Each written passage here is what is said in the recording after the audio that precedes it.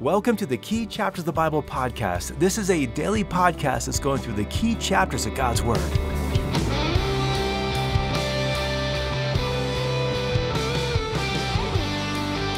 One of the greatest gifts that God has given to men and women is that of marriage. It is a holy, blessed, and wonderful gift.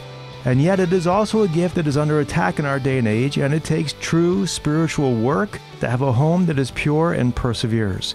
So today we're turning to 1 Corinthians chapter 7, a difficult chapter, but one which gives us several key principles for marriage. And so welcome to our daily podcast that's going through the key chapters of the Bible. My name is Russ Brewer. I am pastor of Wellington Community Church in Wellington, Colorado, and it is a pleasure to have you part of this study today. Now, as we work through 1 Corinthians chapter 7, the opening verses of this chapter deal with matters of marital intimacy. And so I'd like to warn families listening in that the next several minutes of today's podcast will be kind of PG, as in parental guidance suggested, and some of what we're going to be talking about may not be appropriate for little ears.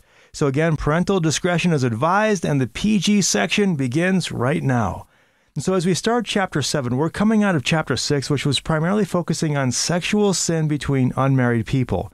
Now as we go to chapter 7, Paul then turns our focus to sexual sin between married people.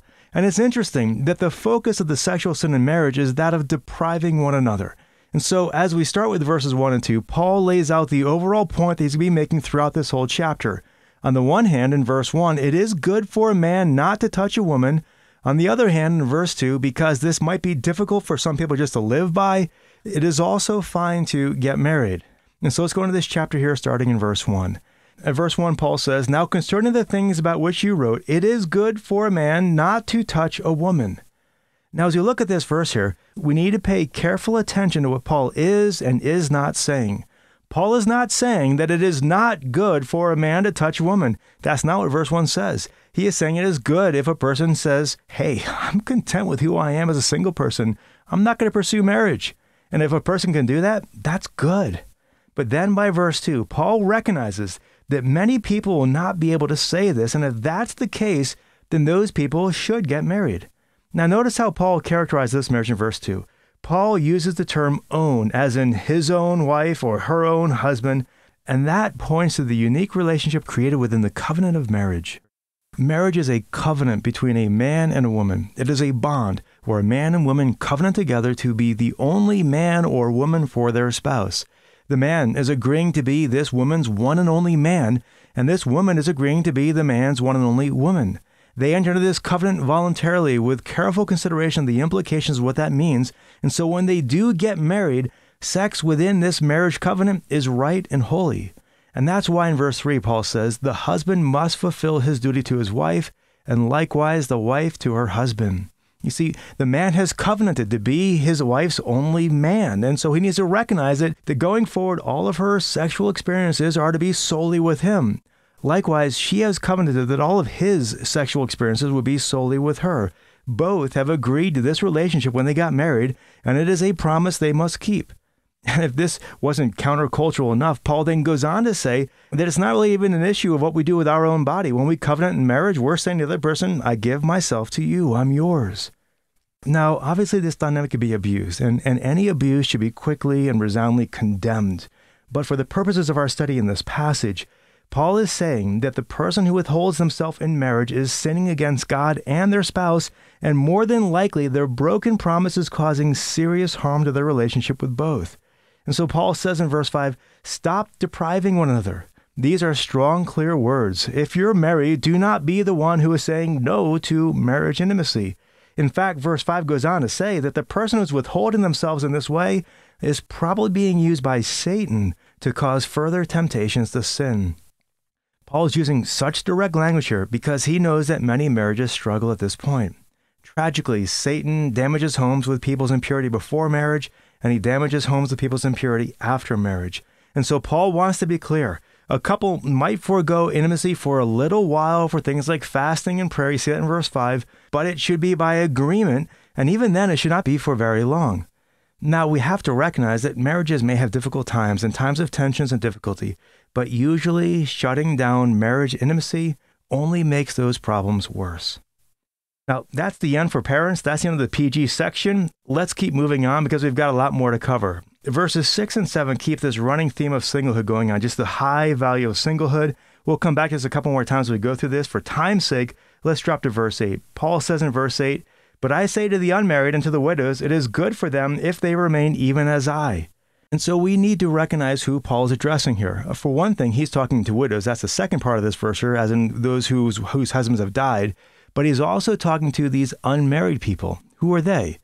Well, for one thing, it's clear that Paul is making some distinctions and categories of people here. We've got the widows, those who are unmarried because their spouse has died. Then down in verse 25, we'll get that in a minute, Paul's going to talk to those who are unmarried because they've never been married. They're the virgins. And so here in verse 8, it seems clear that the unmarried that Paul's talking about are those who are not married because of divorce. They're already divorced. They're not looking to be divorced. They're not looking for a way out of their marriage. They are divorced right now. And so they're wondering, hey, Paul, can I get remarried? And so Paul starts off by saying to them, if they can stay single because of the many benefits of singlehood, they should. But in verse 9, if they do not have self-control, let them marry, for it is better to marry than to burn with passion. And so here, Paul is clearly saying that divorced people can remarry, except that he's not saying that people can get divorced and remarried all they want. He's got some limitations he's got to tell us here. So let's go into verse 10 and 11 here. And so in verses 10 and 11, Paul tells us one spouse should not leave the other. Why? Well, because of what we said a few moments ago, that they are in covenant with each other. They have made a lifelong promise to each other to be the only man or the only woman their spouse will ever have for the rest of their lives. Likewise, Ephesians 5:22-33 tells us that the covenant of marriage reflects Christ's union with his bride, the church, and so God is part of that marriage. Not only that, but the marriage is a gift of God for companionship and joy and provision, and it is often the very place God will use to transform us and crucify our old sinful way of living. We become more and more like people of Christ. Therefore, it's no surprise to read in Malachi 2:16 that God hates divorce, and that should not be an avenue that we pursue. And so back here in verse 10 here, Paul is saying that Christ's people are not to be the ones who break the marriage covenant. If they can't bear the challenges of their marriage, and if they were to leave, they should not get remarried because their marriage covenant is still in effect, and hopefully they can still reconcile with that spouse. Now, at this point, we need to bring in Matthew 19:9, which gives us another factor to whether or not a person can divorce and get remarried. Jesus says in Matthew 19:9, "And I say to you, whoever divorces his wife except for immorality and marries another woman commits adultery." And so the basic gist here is the same. We are not permitted to divorce our spouse and remarry someone else. But in Matthew 19:9, Jesus does give an exception. That is, if the other person engages in immorality. Now, what's that? It's the Greek word porne that we were talking about yesterday in 1 Corinthians chapter 6. Typically, is considered things at the level of adultery. And so the principle again is that marriage is a covenant. Christians are not to be the ones who break the covenant. And yet, if a spouse commits adultery, they have broken the covenant. Now, believers are not to be adulterers. We saw that yesterday in 1 Corinthians 6:9, where adulterers are those who will not inherit the kingdom of God. And yet, to tie all this together, if the marriage bonds are broken by adultery, then the remaining person is not bound to that covenant any longer. Well, how about if one spouse is a believer and one is not? Can the believing spouse initiate the divorce because the other spouse is not a believer? Paul answers that question in verses 12 and 13. Basically, the answer is no. If their spouse is content to stay married, then they must stay married. It's the same core principle.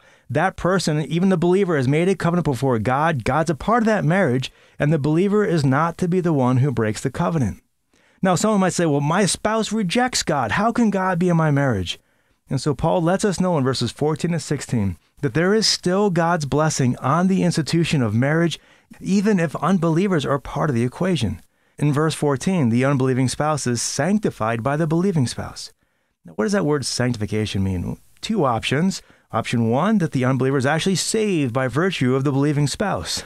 Now, not only would that be very bizarre theology, clearly in verse 16 indicates that that person's not saved, so that's not the case. Then option two, that marriage is still seen as holy in the eyes of God. That because of the believing spouse, God has a special love and care for that unbeliever, even their very children.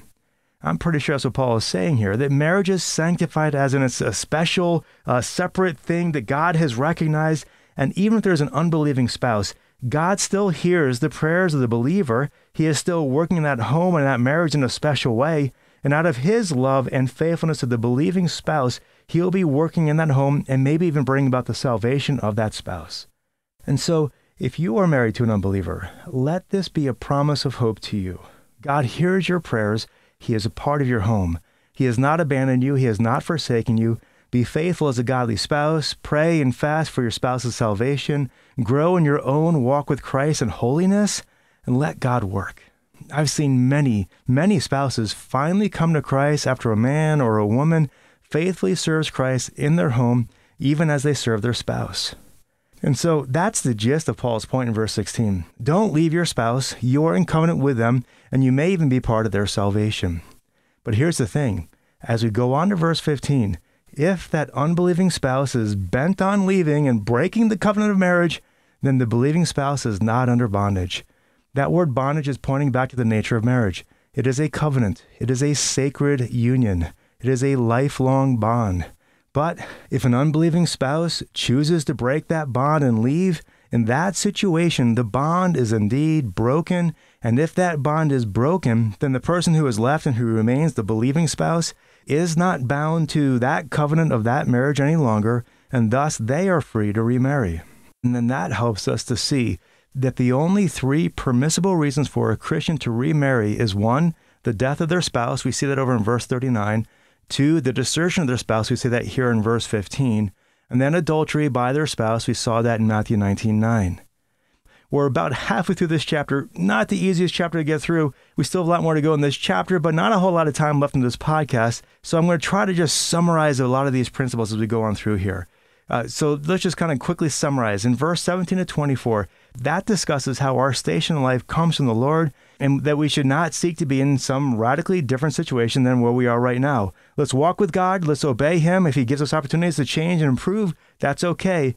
But let's not make that our focus. Let's focus on Christ and His kingdom.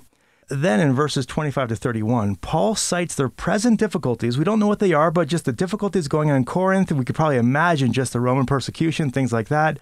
With those difficulties going on, it's probably best that they just stay as Paul, as in single. And as we've mentioned, Paul is just saying throughout this chapter, especially in verses 32 to 35, that singleness is filled with many wonderful blessings. And if a person can stay single, they should very much consider how to use their life to invest in Christ's kingdom. And then finally, in verses 36 to 38, Paul answers specific questions that an engaged couple might ask. Basically like, hey, Paul, we're engaged. We're not married yet. Should we break it off? Paul's answer is yes, if you won't burn with passion. I'm sure a lot of brides were happy with that answer, but he's basically saying if you won't burn in passion, yeah, go ahead, break it off. But if that's not an option, then you haven't sinned if you've gotten married. Now we should note in this set of verses here, if you're using the NASB, which is my favorite translation, the translators there took an interpretive step that I don't agree with. In verse 36, the NAS adds the word daughter to this passage, and it makes this passage saying that a father is not sure if he wants to give his daughter in marriage. I don't think that's what Paul is saying here. The ESV and the NIV and several other translations render this, I think, more accurately, speaking of an engaged couple, those who are betrothed. And so being betrothed back then, it was a big deal. They would last for a long time. And so Paul's even answering the questions that these kind of folks would have, that it's not bad to reconsider the arrangement. And if they can stay single, yeah, go ahead, call it off. But if not, go ahead and get married. Have a good time. You guys haven't sinned. Finally, then, verses 39 to 40, Paul speaks to the widows, saying that if their spouse has died, even though they were never formally released from their marriage covenant, death ended that covenant, and that woman is free now to remarry. So, that is a super fast run-through of a long, complex, and controversial chapter with many principles on marriage. Just to recap what we've talked about, a couple is to be pure in their marriage, which means maintaining appropriate levels of intimacy. To not be intimate is not holy and making that relationship vulnerable to Satan. When it comes to divorce and marriage, a marriage comprised of two believers are in covenant with one another, and therefore they are not to divorce. If one spouse does leave, the covenant is still in effect, and therefore they are not free to remarry. A marriage comprised of one believer and one unbeliever are also in covenant with one another. They have the Lord's blessings, and therefore they are also not to divorce. And yet if the unbelieving spouse does in fact leave, then the believing spouse is not obligated to that covenant any longer. In situations where the marriage covenant has been broken, the remaining spouse is free to remarry.